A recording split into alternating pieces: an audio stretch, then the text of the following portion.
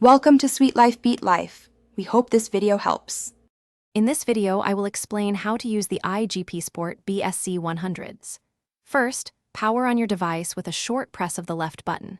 For initial setup, you'll want to configure your time zone, measurement units, and other basic settings.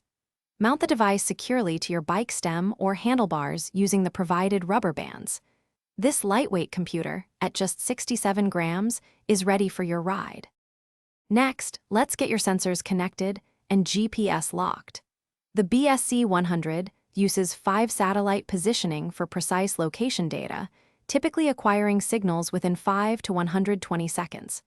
To pair external sensors such as a heart rate monitor or cadence sensor, long press the right button to enter settings.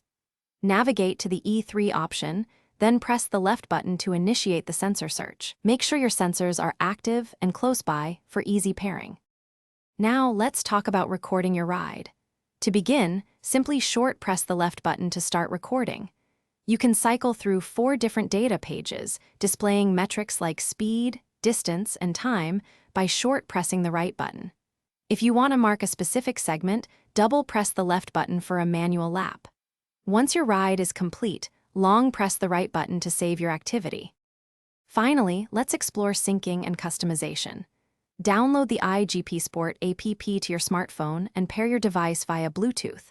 This allows you to upload your ride data for analysis and sharing. Within the app, you can customize your data pages, enable or disable autopause, and set up automatic lap functions. With an impressive 40 hours of battery life and convenient Type-C charging, your BSC100 is always ready for the next adventure. Thanks for watching. Consider subscribing if we helped you.